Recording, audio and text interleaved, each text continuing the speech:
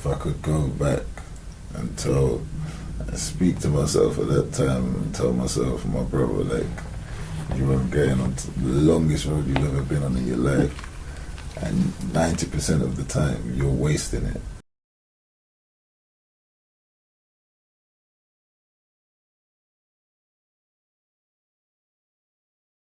So you're on Alfie, there's a song called Take Me Back. Yeah. So what we're going to do through the interview is that we're going to take people back to actually who Gordon is. Okay. You were raised initially, was it in Clapham? Yeah, on Pointers Estate initially, and then I moved to New Park Road, like Clapham, Brixton Hill, Streatham intersection, kind of Brixton Hill kind of way, and on Clapham Park Estate, and then moved to Fortney when I was maybe 14, 13, something like that, and then now I live in the sticks, so far away. But in Ponders, I remember, I don't know, was it Ponders? One of the estates, you said that everything seemed small, like everything seemed like a circle, like you're not supposed to get out of it. Like, explain to us that. I mean, to be honest with you, I liked the concept of Pointers Garden because it was a circle. So it felt very communal and a big community. Like, we used to play out. It was like a fun estate to live on. Everybody knew each other. Like, you'd all grown up together. So I enjoyed living there. Do you see what I'm saying? But then, like, as I say, talking about estates and stuff, I think Tiny said it best when he said, high rises can block your horizon. And I can't remember what song he said it on, but I mean, for me, that was like, that's what it feels like sometimes growing up on an estate. Like, I used to hang around on an estate called Kingswood in like Gypsy Hill when I was a bit older, and they had like everything on the estate. So it was like there was no need to leave. So you had a laundrette, all the food shops, corner shop, everything there, bookies. Like, there was literally no need for anyone to leave, and it just felt a bit like creating like self-contained ghettos, so you don't see the outside world. And I think seeing the outside world is the only thing that allows you to know it exists and that there's things out there that you can do other than what you're like seemingly designed for, let's say. And that's why, it's a really odd song for me to like, but you know, the Nico and Vince song, Am I Wrong? And like, I mean, the melody and the whole song is a really good song. It's a great pop song, but I mean, like, lyrically, what they're saying in the song is really important. Like, they said, am I wrong for thinking that we could be something like better than we are? Do you see what I'm saying? So I think, like, an estate sometimes can block those thoughts or give you the inspiration to know that there is better. Because on the edge of my estate were massive houses, and I always knew that that's where it was at, so I was always trying to get out. So the estate, you were the only boy in the family. Yeah. And you're the eldest in the family. Yeah, I mean, I have a brother on my dad's side in Nigeria and two sisters, but yeah, I'm the oldest here. I'm the oldest anyway, but I'm definitely the oldest here, and I had 3 sisters growing up. I mean, this may be a bit random, but you never really talk much about your dad in even any of your lyrics. Is there a particular reason for that? Not really, you know, like, not even, we're cool, do you see what I'm saying? Like, I think it's one of those things where, like, obviously we didn't grow up together, but as men, we're men about the situation, do you see what I'm saying? And there's no, that's my dad at the end of the day. Like, that's just as simple as that, do you see what I'm saying? Like, it's just that, yeah, he was in Nigeria and I was here, and then that's about it, do you see what I'm saying? You can't really see each other every weekend when there's that much distance between the two. I mean, the reason I bring it up is because, like, you're always with your daughter. Yeah. You know, she's actually here now. People can't see her, but she's here now. But, yeah. You know, I mean, obviously, a lot of times fathers don't spend time with their daughters. I mean, there's obviously has to be a conscious effort where you are visibly here, you're taking her out to the parks, you're showing her different parts of life. Explain to me about also your relationship with London. I think, yeah, maybe because I wasn't with my dad that much. I think maybe I even like try and overcompensate. Maybe I mean, one of the things, for example, which is really weird, is that I didn't want a boy when like, I found out the mother of my child was pregnant. I didn't want a boy, like, because, to be honest with you, I didn't really know what to do with one. Do you know what I'm saying? Like, I wouldn't know what, like, being raised by my mum. I had a stepdad as well. I had a stepdad, sorry. And sisters and that. It's easier for me to relate to women. So I think with me, it's like the whole concept of like everyone else, oh man, I'll get my son. That was never really my vision. Do you see what I'm saying? I just wouldn't know what to really do. Do you see what I'm saying? So maybe in that way, stuff like my dad maybe kind of might have skewed my perspective a little bit. But yeah, I think it's important for me to be there as much as I can. And that doesn't still, like, I'm still not like the greatest dad in the world. I would still love to spend way more time with her. It's just that in the world we live in, we've got money to make and things to do and vices even. Do you see what I'm saying? Even stupid things, like even when you spend time with a random female, you know that's time. Away from the door. Yeah, even though it's in the evening, so she's asleep. But and I'll tell you what's interesting, because when we went to the estate, yeah. Maybe it was last year we went to the estate, and we went actually to your door. Mm-hmm. And I remember we were looking over the portion of where you grew up. Yeah. And, I remember, I think you were like, alluding to the fact that, like you said before, you always knew you wanted more. Yeah. And a lot of people they see the flashy side now, but they don't get from that environment brought the desire to actually want more for oneself. Yeah. Can you take us a bit through that? It's like that. I think it's my mum, like, I tell people honestly, my mum's probably the most incredible, she's the most incredible woman I've come across. You know what I'm saying? Her tenacity and drive and everything that makes her up, I think, just instilled in us that we had so much more to achieve and do than anybody else around us. And I think I've just maintained that mentality. My mum still works even harder than me, like, I can't even lie, like, so it was her, and I think she always knew this isn't where she was ending up. Like, at the end of the day, she came from Nigeria and she made it in the UK as a single parent for a long time with 3 kids for most of the time, and then 4 eventually. Yeah, it was just her drive. I mean, as a child, I used to see her doing course after course, studying from home while working and all the rest of it. And it's like, there were some points when I didn't even get to see her much because we did it. She had to work, so we just lived with a nanny, do you know what I'm saying, most of the time. And then, like, when she's working and you're working literally to end up paying a nanny. So just knowing all of these things, yeah, it was like, that's come on, man, like, if she can do it, and you have to be honest, like, this is really and truly, you're talking about an immigrant. That's the be all and end all. Like, this is first generation. There's no one before her here. She came here and made it on her own. So, boy, that's the best example I could have. And with that, obviously, you got into, a prestigious school, which I didn't get into. I felt that. But you got there.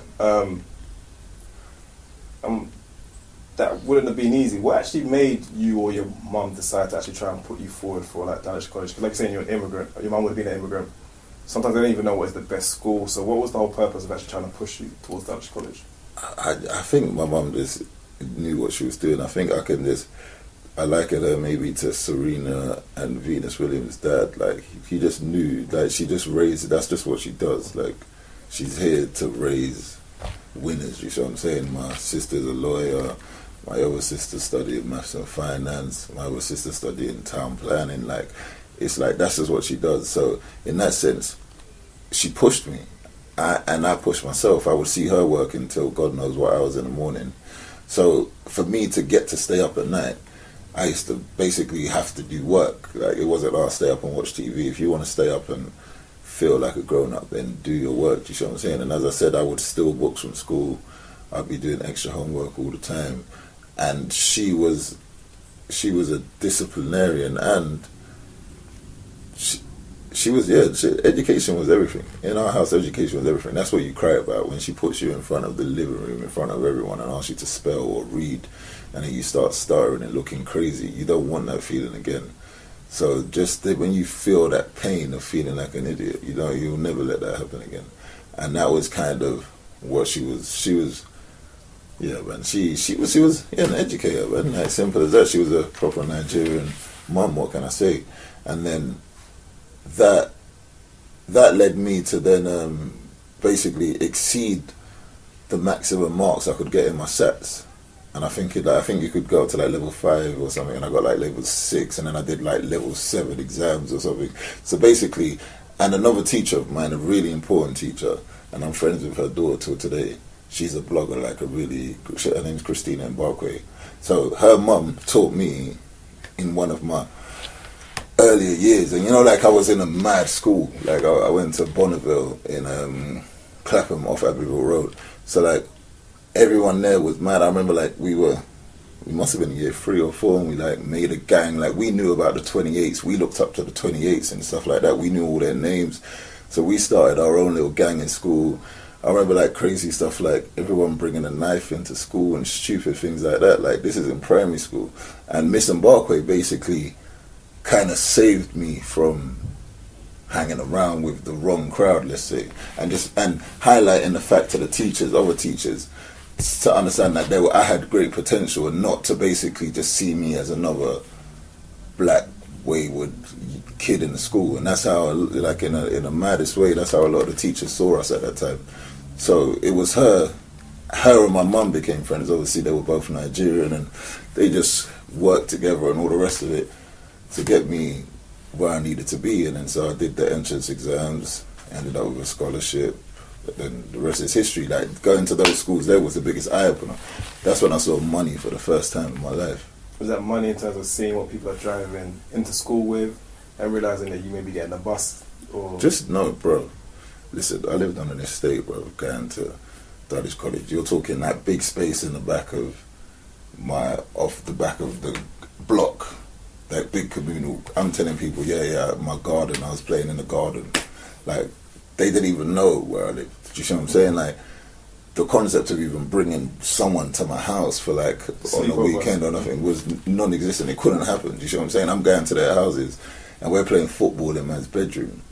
Like, this was different levels completely everywhere.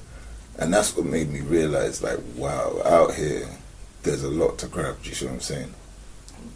But then when you go from one extreme to the other, when you get home, how did you feel once you get into your house? Was it like, okay, I need to get out, or I need to do something, and start devising a plan how actually I'm going to have what my peers have already got established for themselves? It wasn't as contrived as that. It was just more like, there's a path to walk. There's an easy path, there's a few of them, and there's some real shit ones. Avoid the shit ones as much as possible.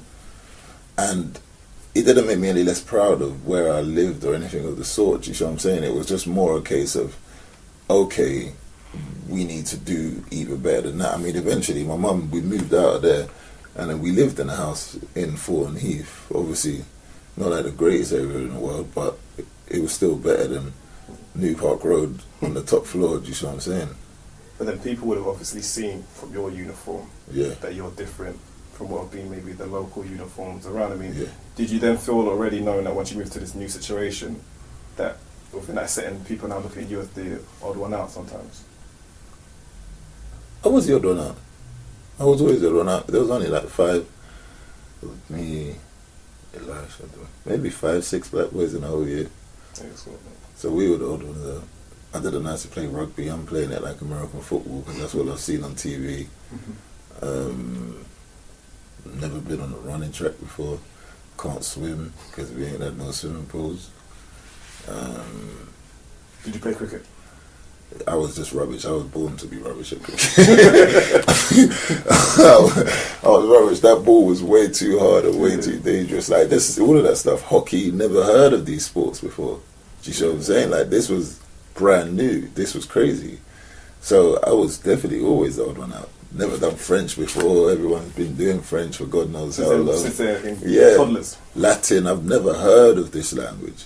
And then you're telling me this is what we're learning. I'm like, who speaks this? Then they tell you that no one speaks it, and you're like, well, what's the point? So you're already exhibiting critical thinking at that age? Oh, yeah, definitely. I mean, you had to be even in that environment in the first place. In that environment, I think there was a point where you had to show people that you weren't going to be bullied. Yeah. You know, I mean, what brought that about, and why did you feel so willing to defend yourself? Because in certain situations, people will cave in and just bow down to the bully. I mean, it's simply because, I mean, obviously coming from a normal primary school, we were always kind of taught, really, not taught, but violence was our method of communication in times of need. When it got like that, that's what we did. We had fights. Do you see what I'm saying? So it was more natural to solve a situation like that. So when I first went to school, that was how I dealt with things. And then me dealing with things like that, instead of actually giving me respect in this new school, it actually put me at the bottom of the pile. Like, people just didn't like it. They were like, nah. Like, I remember punching someone in the face and the whole class stopped talking to me. Like, I was thinking, what is wrong with these kids, man? Like, and then I realized basically violence wasn't really the answer. But then when, like, the older guys were trying to do the whole public schoolboy bully hierarchy stuff, I wasn't really on all of that. So when I'm defending people in our year, that's when they were cool with me doing the violence, the violence thing. But over time, you just realise that it's just not the answer at all. Right. Yeah. So obviously from there you would have done well. You did well, obviously, in your exams. Yeah. And I think the period of when someone goes to college, I mean, you would say for sixth form? Yeah. Okay. Yeah. University. Yeah. This is the time when you're now out of that system and you're going into self-teaching, self-learning. Yeah. How was the university experience for you? It was crazy because obviously it was really strict at school, and then now no one can't tell you anything. I'm 18, driving. I'm the man in my ends for whatever reason. Do you understand what I'm saying? And you discover girls properly. Like, a lot changed. Do you know what I'm saying? I kind of felt like I just went a bit left in the sense of where my head was at in terms of studying. I definitely know I wasn't as interested anymore, and I definitely did the bare minimum at uni in terms of attendance, and because I was smart, it was kind of like, well, just where's the notes? Just give me the notes. When's the exam? Let's do this. And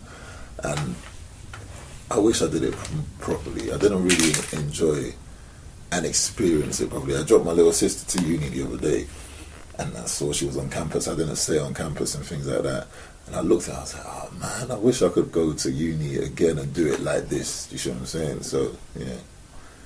And I think the ironic thing is that, you know, when it came to graduation, yeah, I didn't even go, man. I didn't even bother. Like, I was like, right, where's the piece of paper? I got it, put it down. I don't need the picture with the dress on. Like, that was my mentality at the time. But more so because you knew that, although for most people that would have been a great mark to get, you knew that somewhere down the line, because you had different interests at that time, that if I haven't reached my potential in this situation, there's no point in me picking it up. I mean, most people wouldn't think like that. They'll think like, you know, a grade that was quite high was good.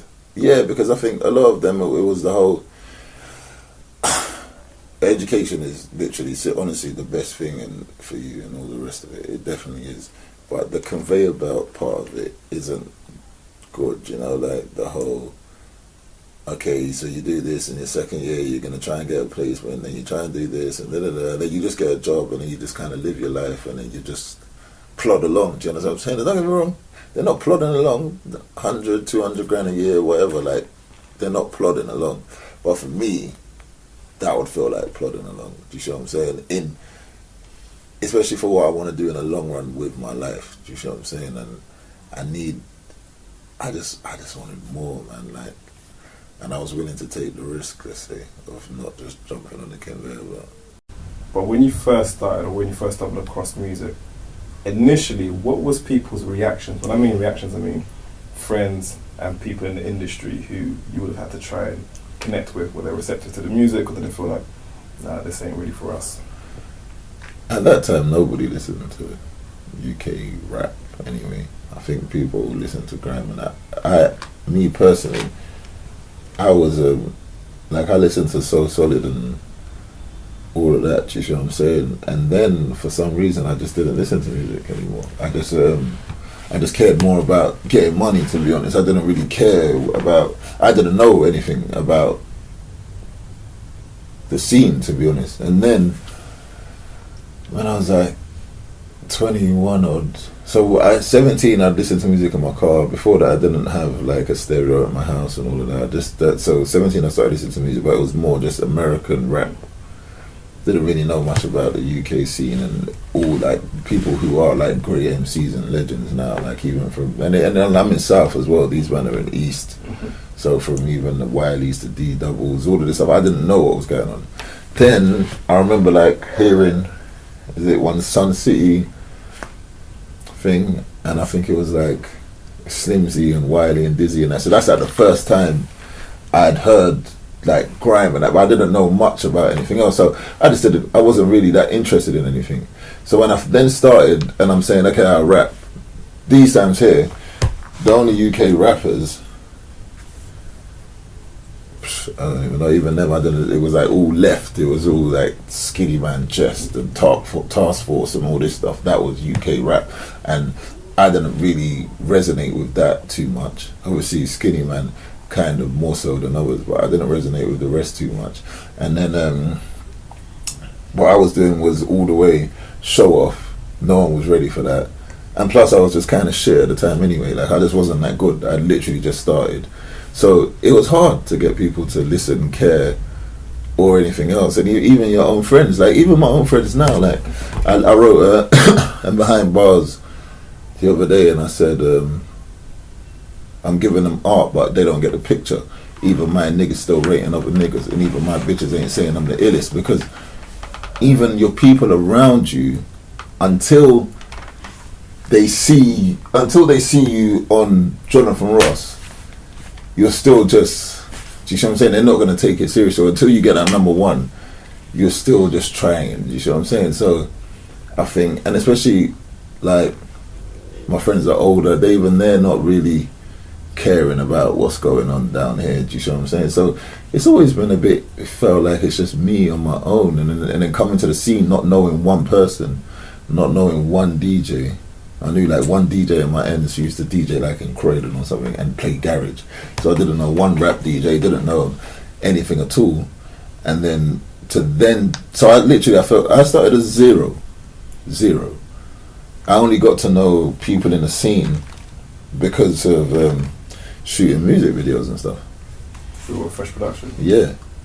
Didn't know anyone, couldn't go, I wouldn't even try and get a feature those times there was no point. And they were also, as I came into the scene, I discovered that all these people were like really big artists out there, especially to the kids at the time, like, and I just wasn't aware, from Wretches to Gets to Bashies to all of these people. I didn't watch those kind of DVDs. I used to watch more the rap ones, like in South, like Streets Incarcerated. Right. So we were very aware of the PDCs and the SMSs and the Roadside G's, things like that, like South. And I wasn't really aware of how big some of those other acts were in North and East London, etc., etc. So it's like I just learned as I went along, to be honest.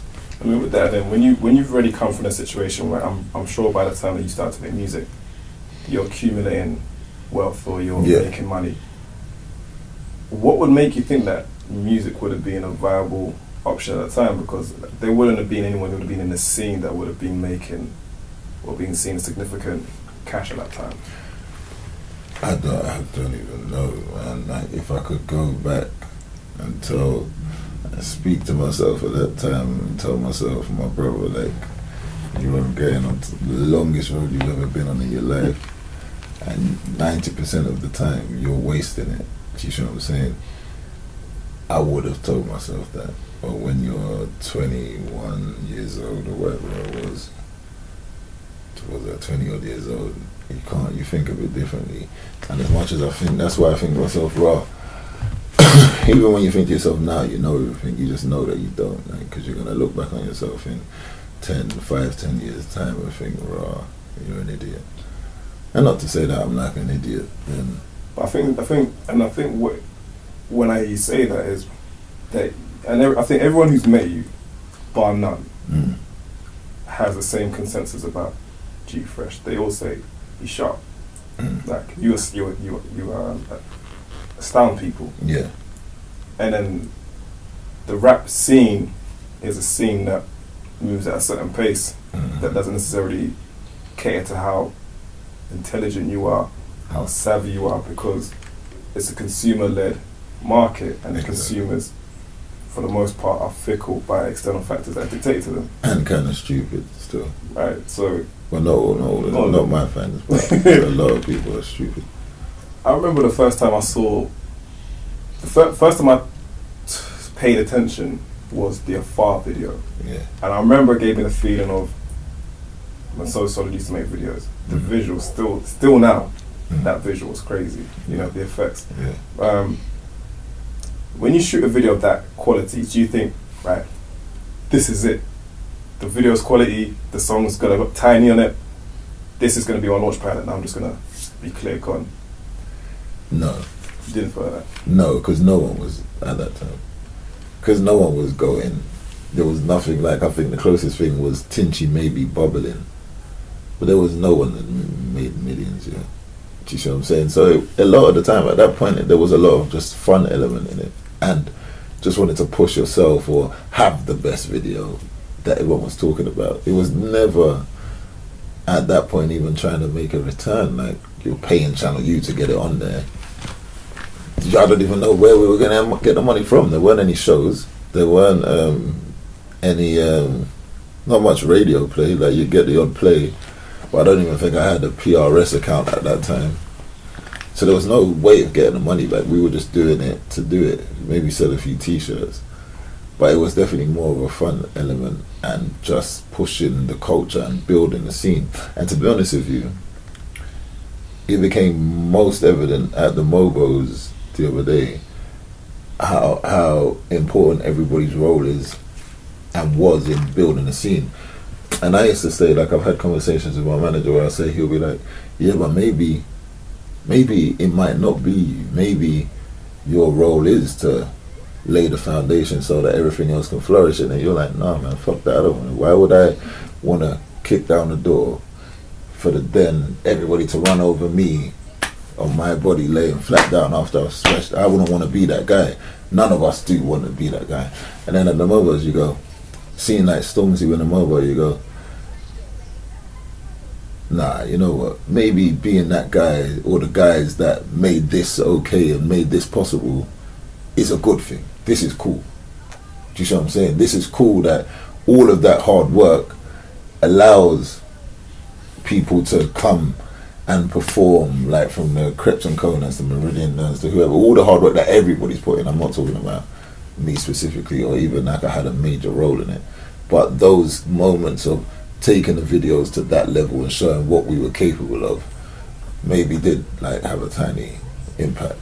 No, I mean, I think, you know, and I told you when I spoke to Fuse the other day, he would tell me how he will gain a lot of insight and knowledge from you. You know, I think a lot of people, if you didn't have the ability that you had, you would just be the big homie who can't rap. Yeah. This is the smart one. Like, if you need him, but then I think also your actual capability as a rapper, your wordplay, your metaphors, is still at the very top. It's at the top level, you know, and no one does G-Fresh better than G-Fresh. Thank you. You know, and when you do hit, like, you know, maybe it wouldn't be you, does it get to the point where it's like, you know, like in business, you have things called sunk costs. So you pay so much that you can't get out.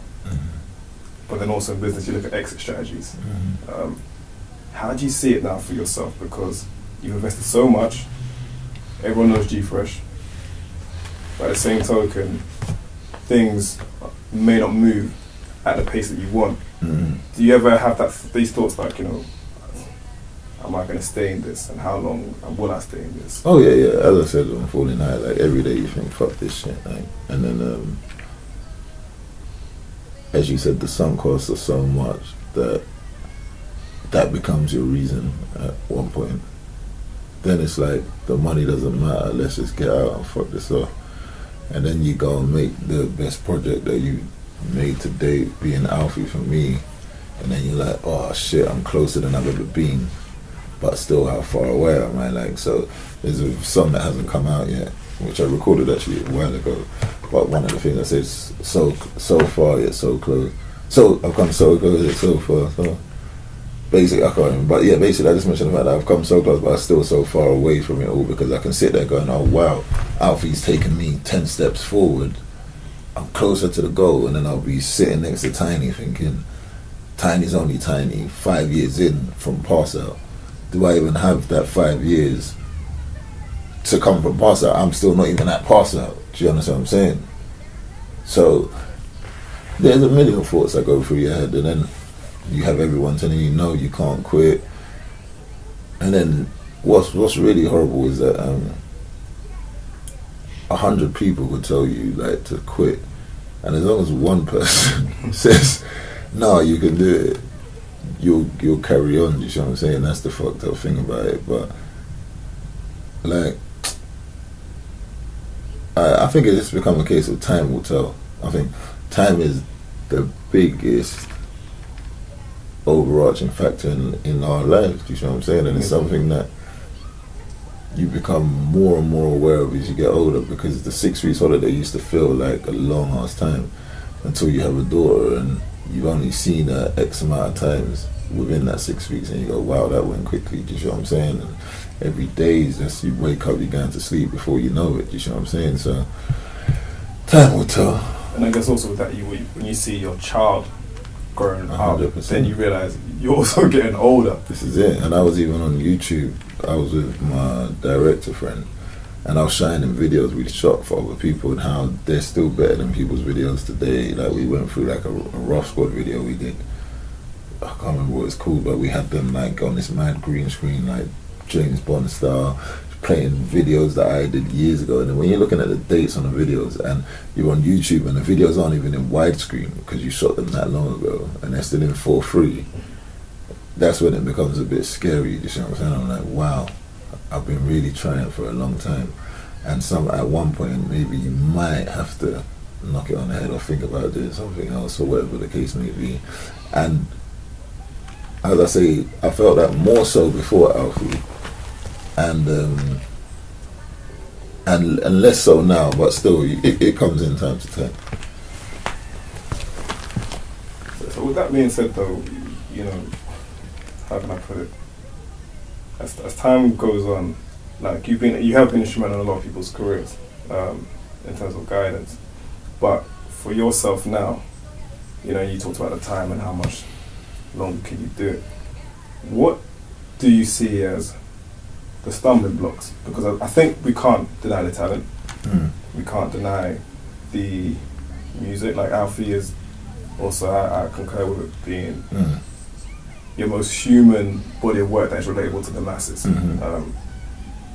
But I'll give a bit of my perception. I feel that the infrastructure around, and I don't mean management, I just mean the infrastructure around to push or propel a Frsh seems to be somewhat fragmented. There seems to be a lot of charlatans. You know, you have a good track, this person doesn't have to do with it. It seems like along the way, you're the smartest person in the room everywhere you go. I mean, it feels like that sometimes, and then sometimes, and as you say, like, a lot of people speak to me and get advice off me. But you know, like, the single friend always has the best relationship advice. Do you see what I'm saying? Sometimes it's just the way it goes. I might be smart for everyone else, you know, everyone's there, but looking in the mirror, you just can't tell yourself what the right thing to do is, because there's so much more emotional connection, attachment, all of those things that skews your judgment, that maybe I might be wrong, and you know what, maybe it's just that I haven't made that song. Do you see what I'm saying? The magical thing. Maybe I can't make that song. Maybe being the smartest person in the room, or feeling like it, always wanting to be, or put so much into one song and not dumb it down and all those things, maybe that's what stops me. I mean, maybe that doesn't allow me to relate to the masses, because the masses don't get what the fuck I'm talking about. Maybe the masses don't think to that level when analysing themselves or life, or when they're listening to the song and I say turn squares into checks like tartan, or whatever the case may be, it just means nothing to them. All they say is, why is he talking about tartan? Right. But at the same token, I've heard some of the material that, you know, which hopefully you'll release in the future, and from what I heard, I felt that there was definitely tracks on there that can catch fire. It sounded like it. But it feels like that. But you know what? A hit is different. It's different. Trust me. Like, I can question why I'm maybe not bigger within the scene, and maybe I should be. And there's a whole load of reasons for that I can pinpoint and cite for that. On a bigger scale, and it's more complicated. Hits are, you hear the radio. It's different music. Do you see what I'm saying? And I haven't even made an attempt to actually make a commercial crossover. I've never tried. Do you see what I'm saying? All I've ever tried to do is just make whatever I want to do. I've never had the pressure to make that. Do you see what I'm saying? I've never felt like I can't pay my rent next month and I need to go to the studio and write the song of my life. I've always just wanted to make something good and artistic and thought-provoking, and even if it influences other people, which a lot of the stuff I do does. And then there's a part of me that I'm a big man, like writing for a 14-year-old, it's just not gonna happen. Like, we don't think the same. Do you know what I'm saying? So if you fuck with it, you fuck with it. If you don't, that's not my business. I can't then try and like be you. Do you understand what I'm saying? There's no point in me dressing like you or flinging on a tracksuit and calling everyone blood and cuz to try and relate to you. It's long. You know what I'm saying? I'm gonna make the music I make. When you say that guy's the best because you're 14, I respect it. And when you get to 18, 19, 20 or whatever the case may be, and then you listen to Frsh, something that I made when you were 14, you'll understand that there was a big difference. Well, I guess that's the whole thing of music marking time. Exactly. People tweet me saying, I never understood Frsh. I never understood it. Now, they're my biggest fan. A couple of contracts were put my way, right? I looked at it, and the first thing that, my mum's a solicitor, so the first thing, she always told me that there's always things in there that is put there because only a lawyer will spot it. You're supposed to take it out. That's the game. I saw that, take it out, make an amend, put that in, we'll meet in the middle. And I looked at the contracts and I was like, a lot of the contracts I feel are put in front of those who don't have access to a good lawyer or just haven't even read a book. It seems to be really tense. Do you know what I mean? It will leave you with nothing, even though not giving you everything. How have you managed to navigate what may be seen as the trappings of being in the music business? I just did it myself. I read every book under the sun and basically edited my contracts myself, to be honest with you, really, to make it as fair as was possible. In certain situations, you're always going to be the small fish. You just have to accept that. And it's just life, and then you get to do it to someone else. That's why people do it. And I have to accept that at one point I'm going to be a bastard in it. It's like Animal Farm, isn't it? Yeah, I understand that. I'm cool with that. It happened to me, so it's going to happen to you. Simple as that. I ain't Jesus. No. It's true, and I'm saying my contracts are fair. I'm cool. I'm happy with mine. Do you understand what I'm saying? And that's business. Business is, I can see money in your pocket. Let's play a game and let me work out how to get it from your pocket to my pocket without just stealing it. That's what business is. That's it. I'm watching TV, every advert, everyone's trying to steal money out my pocket. That's all they're trying to do, is get me to spend money. It's just a game of it going round in a circle. Their money always moves in circles. Yeah. So you've given the money to them, and someone else is trying to convince them of ways to get that money to them, and so on and so forth. That's what we're doing. Then they say the best kind of business is when both people win. But they will win to different degrees. Of course, and it's by definition, it's impossible. How does that even make sense? Someone always feels, as long as you feel like you won, cool. Everyone, you feel like, cool, you're happy? Because you've never seen 10 grand before. So you want 10 grand for your publishing. If you're happy, I'm happy to give you 10 grand. When you've seen 10 grand before now, you know you can get a oneer. You get a oneer, you're happy. He's still laughing because he's still maybe willing to give you more. So you feel like you've won. He feels like he's won. So that's cool, everyone's happy. Go about their business. But no one's ever going to really win. Someone has to lose. So as much as the contracts are cool and that, I feel like, yeah, I've done alright. Fucking hell, look how I came out. Ooh, look at me, I read it myself, did it myself. Me and the lawyer, we're going back and forth. like my own lawyer, like, you know, like I'm even asking Master, whoever knows, like me, the way I knew my stuff. But at the end of the day, the other end also feel the same. Otherwise, he wouldn't agree. It's like the games theory. Like there is a loser. Always a loser.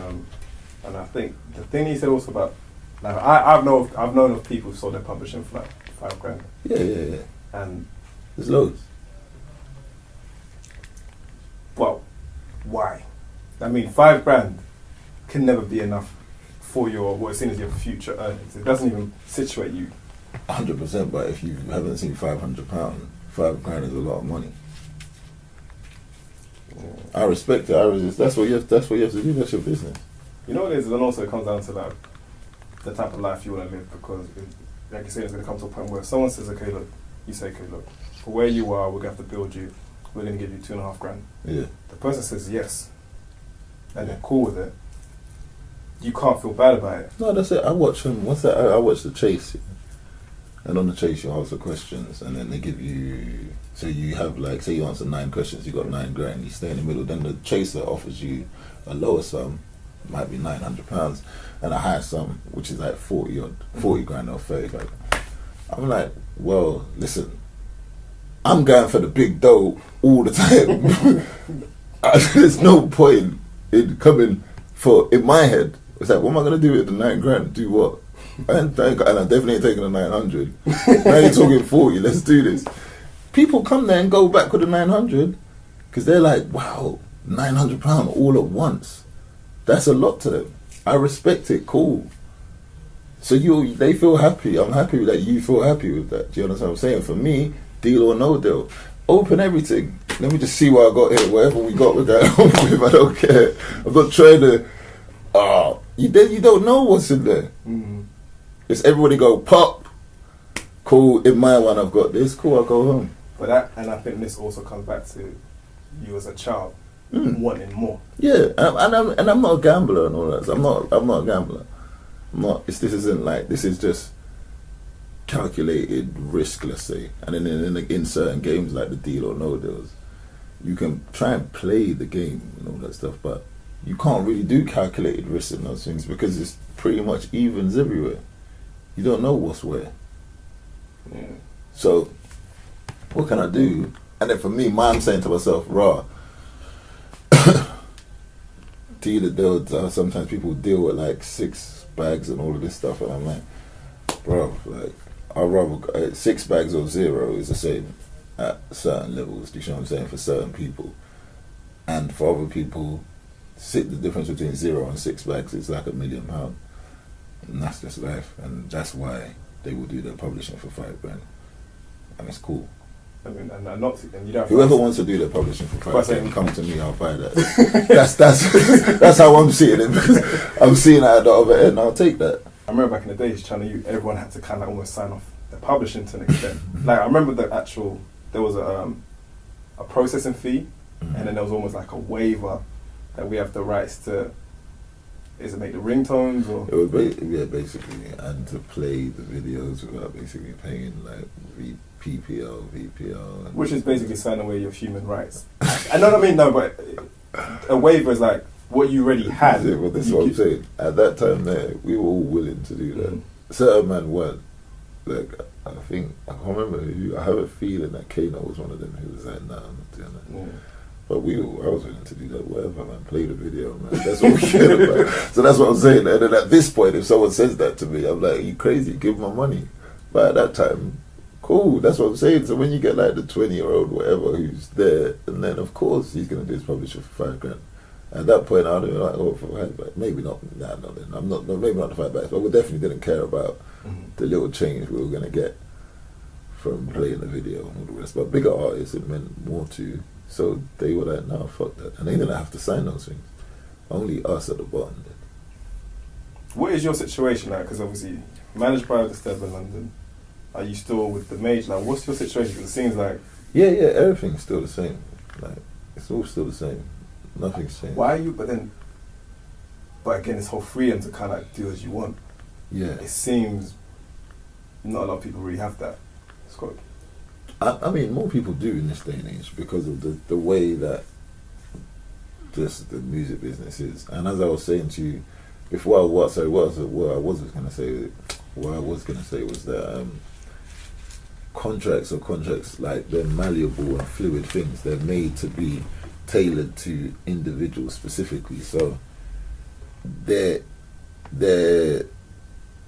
fit the wearer snugly. So for me, my situation allows me to do certain things because as I came into the situation, I made me. I was already every person in the chain to get there in the first place. So it kind of made sense to say, well, you know how to do you best. Keep on. So just carry on. And when the situation comes, like as I say, I've never made like a commercial attempt to do something. When that time comes, then we'll see how it goes. Like whether these machines, if we need, it's all like I'm in control of my destiny. Do you see what I'm saying? Let's just put it like that. And lastly, Alfie's done well. And I remember we were on the phone and you were talking, and you were like, I'm not gonna say I want to do it for free. And then it was like, then everything seemed to like, and then 2 weeks later you're like, yeah, actually no, I'm selling it. Yeah. And then you did the listening session, and I think the listening session was a stroke of genius, you know, because it was stripped back in a sense, and it brought everyone to actually fully understand who you are, and you know this. There was that point where you were talking, and you had a moment where you didn't break down, but you had a pause, a real. Yeah, I thought I was gonna cry or something, and I cried. I don't even remember the last time I cried. That's how people think it's Superman. Yeah. Yeah, I don't remember. I mean, what brought that about? Because it was just very real. Like, this is what I'm saying. It's like it seemed like it caught you off guard. Like you didn't anticipate. I didn't even know how much. You know, sometimes when you just start saying the words that you've written down and you go, wow, like it's more. You could write an essay on one line. That's how. All I'm trying to do is make it concise to fit into the 3.5 minutes for the sake of the user's attention span. But in every single one of those lines, let's just take, for example, we were talking on that at that moment. I was talking about close my eyes, and if you take, I haven't seen my sister smile in a while, but this morning I woke up in some girl's house. That's exactly like in that one line is me trying to demonstrate how I don't have that balance, and I'm placing importance in the wrong places and on the wrong things. And I know that this is way more important, but then being a man in this is like, but I'm here with some girl, like, instead of, do you understand what I'm saying? Instead of just chilling at my sister's, giving her quality time and advice on life and things like that, and being the older brother that I didn't have. And she would tell you I'm a great big brother, but I could be a better one to all of them, and especially her because she's the youngest, and the gap's so much bigger. So in that one line, I could literally write a whole essay on that. And then so when I started thinking about it, and I'm saying it and I'm trying to explain it, it's like, raw, this is deep. Even when I talk about 10 missed calls from my baby mama, which I refer to her as the mother of my child, but yeah, 10 missed calls from my baby mama, saying that I miss my daughter's parents even at night. This is true. That hurt me, like, to miss that. Do you see what I'm saying? And I felt like a waste man, and I felt like a waste man even more because of what I was doing that resulted in me missing that. Do you see what I'm saying? And those things there, like, of course they're gonna take their toll. Like, I'm a human being, like, and that's what I wanted to demonstrate. I wanted to demonstrate it's not just this chick's cars, all the rest of it, and even to get to that space, it takes a hell of a lot. The money don't fall out the sky. Believe that, like, simple as that. It does not. Music for you must be costly. 100%. It's costly for everyone. Whether or not you're spending your own money, you're spending your own money. Believe that. Not how costly is it, but if you hadn't made a certain amount of, if you haven't put certain things in place, like having your own property, paying for this thing outright, could you be doing it at the level that you're doing it now? Probably not. which isn't a bad thing. It could maybe force me to be even more creative. It could force me out of the game. Could maybe force my hand to make a decision. It could do a whole bunch of stuff. This is where we're at. Maybe it's a gift and a curse. Do you understand what I'm saying? Some people have seen how self-sufficient I am, seen it as a threat, or seen it as a... Who would see it as a threat? Would that be? Or what entities would see that as a threat? Sometimes it's fellow artists. Then you've got the powers that be sometimes, because they can see that you can do it yourself and you've done it yourself. Because they can't judge the talent. Too many times, most of the time, the guys that can do it themselves are less talented. So then they feel that they need to be more favourable to people who are deemed less fortunate. Who they can't tell who's more talented. They just say, okay, well, he deserves the chance more. He's already all right. Well, I guess we don't really like to back winners. Pardon? Here we don't really like to back winners. I say 100%. 100%. But maybe that's not all the time. That's not all the time. Some people can really see, oh, I like this song. They don't care that you did everything regarding it. They don't care that you're not in debt to somebody or need investors. They will still play it. But other people would rather play that little kid because they go, oh, it's raw, it's real, it's from the... It's like, alright, cool. So it's a narrative, isn't it, to see that we're co-oping the have-nots. It's like now if you wanted to quote-unquote get the certain social enterprises where you have to be on job seekers, you have to be under 30, you have to be at the bottom. Exactly. But it won't support the entrepreneur who's already made investment to 100%. I feel like sometimes like that baby mum that got a job and then somebody took away all the the benefits, because that's how the fans see it as well. The fans are like, oh, he's made, he's alright. Yeah, I'll say this. You don't even need to help him. You know, he doesn't need our support. Do you know what was I'll tell you this, there was a conversation, there was a conversation and someone said to me, you see with Frsh, he has too much money. Like, he can, that's the problem, like he can do whatever he wants. Like, and I remember when I was saying this to me, I was like, I mean, I would salute that. Yeah. Do you know what I mean? But they saw it almost like, he's got more than we've got and we're standing outside of the table as him, and he's actually probably more educated than us. He probably knows his brand better than us.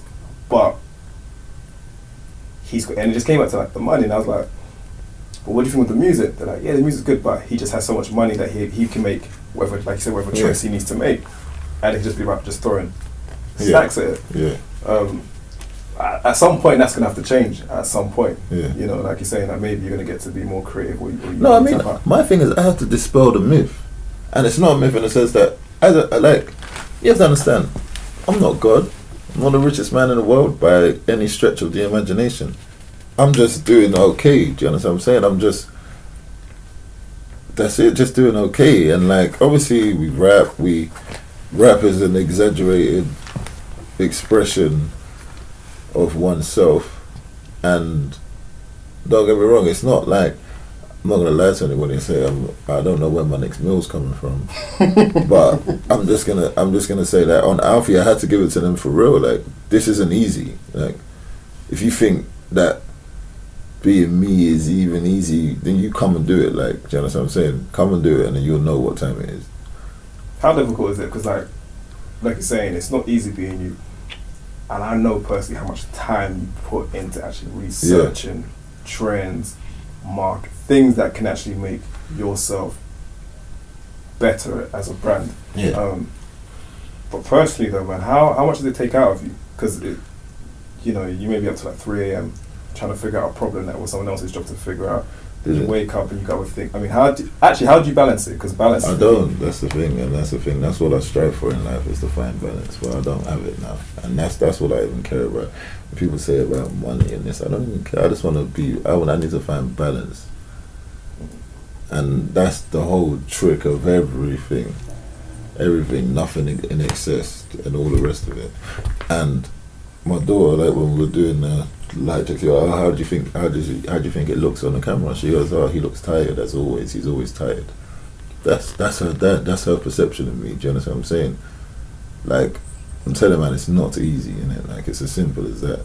From the music to a million other things in my life, it's not easy. Listen to Alfie, take it in and understand And I don't like to talk too candidly about certain things, but as I said from day one, for those who get it, if you don't get it, then it's because you don't get it. Do you see what I'm saying? And that's just that. I can't tell you much more. I'm not here to boast or try and be like, like Captain whatever.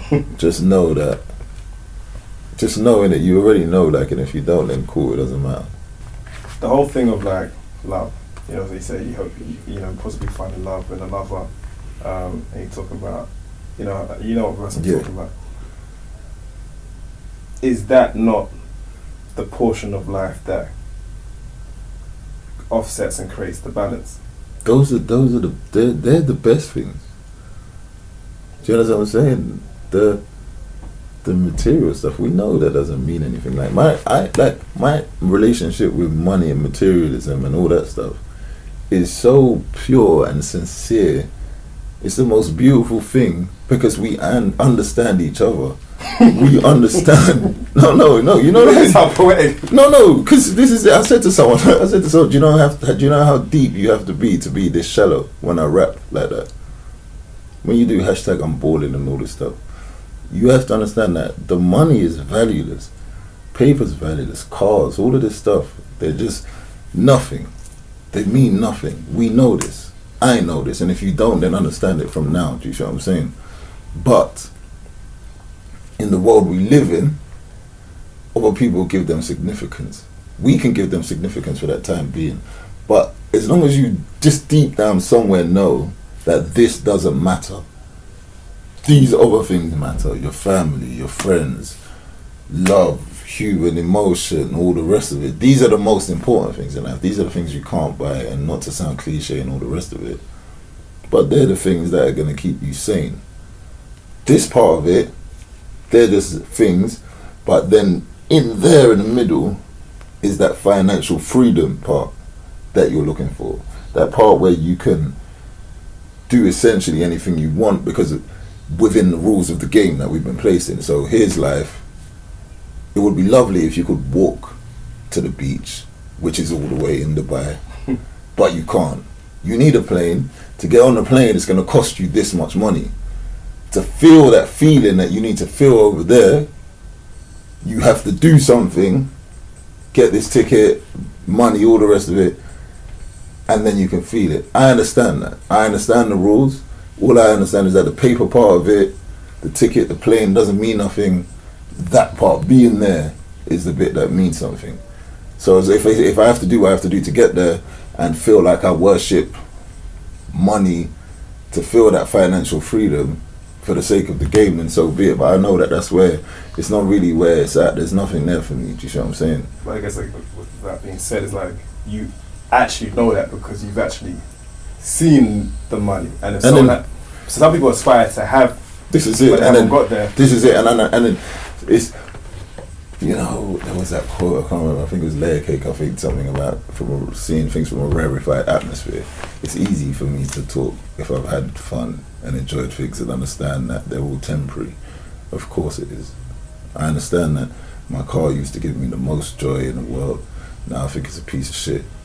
Do you understand what I'm saying? I understand. I've seen it happen. And it's hard to tell someone who hasn't seen it happen or felt that it's rubbish. But I'm just telling you from my experience, because nobody told me. Right. It's as simple as that. Nobody told me. I had to learn it for myself. So I can tell people now. And I'm not saying that. I still love all those things. I still love my chain, still love my watch. Look, it's here, it's on. But my watch doesn't do anything. Apart from tell the time. Yeah, that's it. But if somebody else is gonna treat me differently or see me as a oh yes sir. If I'm gonna walk into a certain shop and they see my watch and then now they're gonna not look at me funny, and so be it. This is the world we live in. I'll play the game however you want to play it. I don't make the rules. Cool. But I'm still a human being the same way everyone else is. So when they look at my watch and feel away, I'll look at mine and I'm gonna take you more seriously. It's just the way it is. Just the way we've been programmed. It is what it is. It's hard to change it. You've said it, innit? You're saying, I'm serious about life in some way, shape or form. I've done something, I've achieved something. We can have conversation to achieve more. sometimes is all that watch says. And if that's the case, then whatever, innit? I think sometimes it's seen in some circles as it's the bare minimum, but it's a statement of intent. Yeah. Being a black man for the point and having poison, they say, oh, so where did you go to school? Oh, then they would say, okay. Exactly, it's the same thing. So if people talk about rich people that don't look like they're rich, well, we know they're rich. They don't need to look like they're rich anymore. Do you understand what I'm saying? Don't stop telling me about, but this person doesn't wear a... Steve Jobs only wore the same... He wore the same thing every day. Simon Cowell wears a white t-shirt and jeans every day. Cool. We know he's rich. We already know whatever conversation we're trying to have with him is going to be to gain more. But down here, if we don't look like we're worth something, we're already starting on minus. This only takes us to zero. That's kind of not scary, but that's societal, but that's real. So it's just trying to get to an equal plane. Yeah, then you got niggas overdoing it, looking like a bag of shit, like covered in Louis head to toe, literally looking like a chessboard, like a maniac, just to overcompensate. Just for that. Then you just got crazy people that just do it for girls and that, like. That's your own business. If that's what you like, that's what you like. You know what I mean? Like, well, whatever you're doing it for, just I like it. I think I like the watch. It's nice. It makes me feel good. It makes me feel nice. It reminds me of things I've achieved, things like that. And if the other benefits of it are just other benefits of it, and that's it. What do you reckon has been your best investment and your, let's say, the most taxing investment? My daughter. That's it. That's the hardest thing I've ever had to do is be a dad. I think that's when you realise you looked at how much you're spending on music and looking at that, so yeah. how much you could be spending on her, her schooling. That's it, and it's a 24. It's hard, man. To do it properly, it's hard. I see a lot of people, their dads, their fathers, all the rest of it, but to do it properly, it's hard, and I can't even say that I do it 100% properly. As I say, I only try. As soon as Alfie drops, everyone puts their own. What's next? What's next? Mm-hmm. Sometimes even before you even consider what is next. Mm-hmm. So where are you at currently with yourself as an artist and somewhat the direction you were looking at going into? I have no idea, to be honest. To be honest with you, I can't say I know, and I think it's a good thing because it will come more naturally. I've had to write a couple of verses for things. They felt a bit forced. I felt like I was just rapping for the sake of it. So sometimes you just have to chill, live your life, and have some stuff to say. I think hearing people, I hate rapping us niggas. Like, I hate man that just rap about, either if it's just about their whole thing is about rapping about other rappers or just rapping for the sake of rhyming. I don't care about all of that. You know what I'm saying? I think there has to be that personal aspect of it. Like, talk about yourself, and for me anyway. So for me, I want to live my life, discover my new self, because we change as time goes on, and talk about that and see where we go from there. I mean, take me back on the actual EP. Yeah. There's so many great songs on the EP, but it was of that, it was of innocence. Mm-hmm. When you listen to that, with the knowledge you have, are you still innocent to the world, or are you, like you in some portions you said before, you kind of like understand exactly what this maze is, and it's just gonna be that? Because Take Me Back was almost like, like, this is innocence, you're recounting that, but then now as you're a grown man, you've seen things. Does it feel like a bit like The Matrix? No, it's definitely just really complicated, and you will never understand it, and you can only understand it at points of times for certain situations. You'll never be clear 100% as to what's really going on. And I just liked the fact that when I was younger, it just didn't matter. And we're going to go full circle, because hopefully I make it to being an old man. And when I'm an old man, it's not going to matter again. Right. Yeah. And that's it. They're the best bits, do you know what I'm saying? This bit's fun and all that, this middle bit. But it's crazy, like, trying to you're just basically you're surviving, really and truly, because otherwise the world will swallow you whole.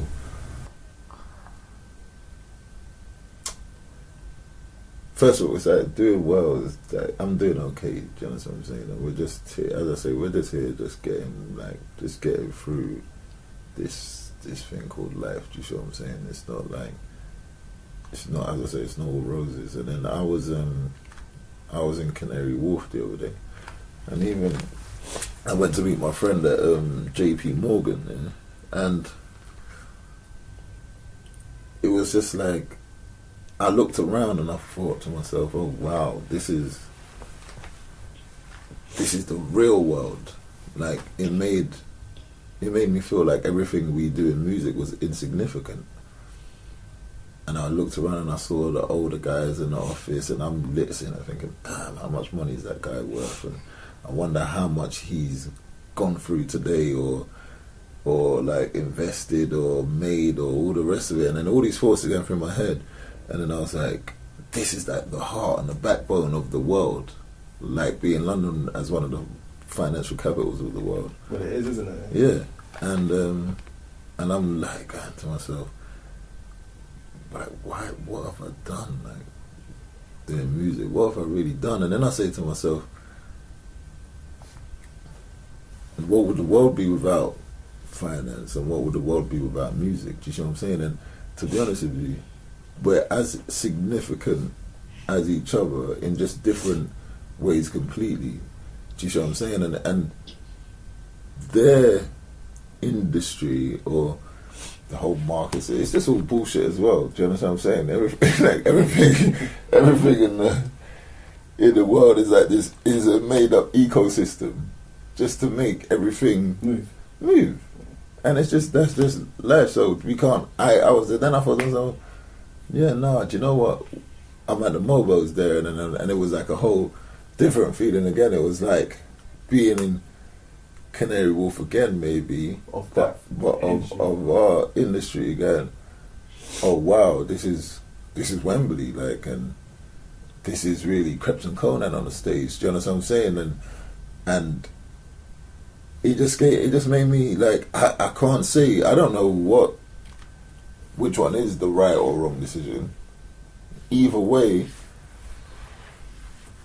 you'd probably even out. If you make it in music, it's gonna pay off, hopefully. Don't know if you'll make as much money. Hopefully you will. Sometimes you make more. Then sometimes you don't make any money for a long time, and then divide it up, it becomes an average wage, or the same as, I don't know. I mean, then it's like, it's not about the money. It's about like life and enjoyment. And I'm seeing them, man, in Canary Wharf, still there 8, 9, 10 o'clock, 11 o'clock. They've been there since 6 in the morning. They're just gonna go sleep. And then there's the fact that it's kind of just fun to be a rapper and make music. Then you can't even quantify or compare the two different stress levels and ups and downs and emotional topsy-turvy that you go through. You'd never know. The only way I would know is to be able to live both lives and compare, and I'm not going to get to. So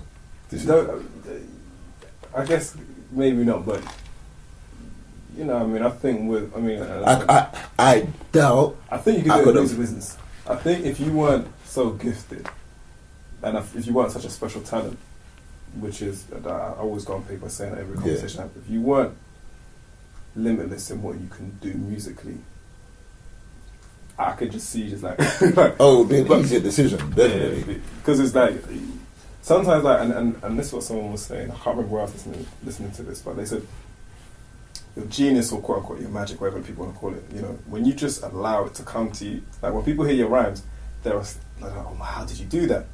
You're special, like, do you know what I mean? But it's just when you allow things to come to you, and then you bring it out, and you let people hear it.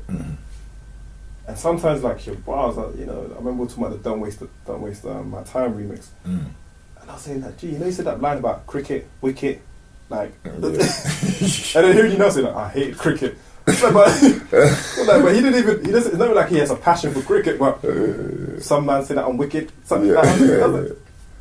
And you dumbfound people a lot. That's the thing, you dumbfound them to the point that, like, nah, how did he do that? Yeah.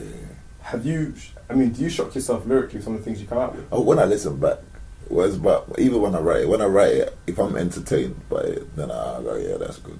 Like, if I go, that was good. That was real smart, man. You good, man. Then I'm like, yeah, okay, they're gonna like it. Or sometimes they don't. Sometimes they don't care. And I feel this is another thing. I think there's a bit of like a paradigm shift at the moment as well, which is natural and has to happen. That I think we're back in that space. There was a time when punchlines didn't matter. Then they came into fashion and it was like about what kind of crazy ill shit can you say. And I feel like we're going back into the space where it doesn't matter. Really? Yeah. I really feel like that. I really feel like... Well, what? Because it's because that's what's been seen as the commodity for the last... Yeah, it's like there was a time like, you know, like when they say the Wretches, the Captain Conans, at a time where it's like these freestyles were really about hitting them, like, do you see what I'm saying? And then now it's not they're not the ones that win anymore, or not even, maybe they weren't even the ones that won then. They just worked for us. Do you see what I'm saying? Well, that's what I'm saying. When it comes, I think, when it comes from you and when it comes from certain people, it's that. But if people are used to crackers, you start to give them prawns, and they should only have crackers. You know, they start thinking, actually, it's that. And then they get bored of it, but actually, no, let's go back to the old thing. But I think what you have done, and this is the thing that secretly was always my thought, like, which I thought made Hindi used to think, well, when G does the freestyles out the park, Yeah. but can he merge that in a song format? Yeah, and I was speaking to Rich. He was like, yeah, obviously, man, no, everyone will always talk about verse or freestyle, but it's that song thing that you need, or da-da-da-da. And then even like talking to Captain Conan, they're like, yeah, we did all this punchline rapping, and the biggest tune that we've had, Don't Waste My Time, ain't got no freaking punchlines in it, basically. Do you understand? Do you understand? And then even for me, one of the most popular songs on Alfie is Sometimes. There's punchlines in there, but the format and the melodic and the flow is easy. It's very easy, and like I've read a million books on the human psyche and even why we have 3.5-minute songs and verses and choruses and attention span and all the rest of it. And let's be honest, the fact that most people prefer dumbed down music. It's just that for me, I just want to give people the benefit of the doubt that we can do something better than that. Do you see what I'm saying? Right. That's all. That's all it is. Do you see what I'm saying? Like when I shot the Right This Time video, like I'm upset. Like I'm looking at it like we shot a video made from pictures. Do you see what I'm saying? Like, respect it. This is madness, like what we've just done. Just sinking that, sitting up for hours, and then you put it out and it gets some mediocre views, and then you go, oh, like, maybe we just have to do it for someone else to jack it and do something great with it. And then there's going to be that one cool person that goes, oh, but Frsh did it first. I know you haven't decided where you're going to go musically in the future, but I may give an insight to some of the things that we haven't heard from you. They'll come. I mean, there's things that I'm doing maybe, maybe not necessarily for myself and more for like writing for other people and stuff, possibly, but from me, I feel like sometimes I feel like I've given them everything, and I feel like what is to come is gonna be like not a newer me, it maybe a different view of myself, or just more in depth of where we've already been, or it's gonna be fun. We're still gonna do, like, as I said, like this all me. Like Lego Man is me, Alfie's me, Mr. Big Woody Fly shit. Everything, like all of it is just who I am. Like if there's anything you probably take from this interview is that like I'm probably quite complicated. Like when girls ask me sometimes, "Oh, you know," I'm complicated but quite simple. It's like I understand it from the outside perspective. Some people think I'm an alien or a weirdo. Like I'm just mad. Like it doesn't, like things I'm saying like can make the most sense to some people, and to other people, they think, what is wrong with this guy? Like, what makes him tick? Do you see what I'm saying? But Yeah, like there are parts of me you're gonna get everything, to be honest, like all of it. Like I've got ignorant shit. I'm still days I'm like, who the fuck you think you fuck like fuck that nigga, like there's still that in me, do you understand what I'm saying? It's still gonna happen, like there's still, they call me Flesh Gordon because I'm a flesh bastard, and there's still gonna be take me backs and sometimes and hardest parts of falling high, because I'm a human being and I feel all these different emotions and it's gonna have to come out somehow. That's a good segue. Say hardest part. If there was a hardest part 2.0, where are the characters at? It wasn't in the hardest part, because it gets to a point where, oh yeah, you know, there's obviously, because it's almost, when I first heard it, I was like, this is an amazing story, but this is a real story. Yeah. What happened next? You know? I mean, I explained to you, we're friends. We're just friends, like good friends. Like, how do you? How do you? Because that was almost heart and sleep. Yeah. She knows it's about her. Yeah. How do you then? Sorry, and this is where the alien thing comes into it. How do you be like, okay, cool, we're just gonna be friends? Yeah, because I'm a master of my emotions, like, and that's why I've never read the 48 Laws of Power back to front. I just read the laws and went, I'm cool. This is me already. No one needs to teach me nothing. Like, do you see what I'm saying? And before you even get into it, it says you have to be a master of your emotions, and that's me. Alright, that one's dope. So G Frsh, do you know what? We'll leave it there. But much appreciated for your time. Thank you, bro.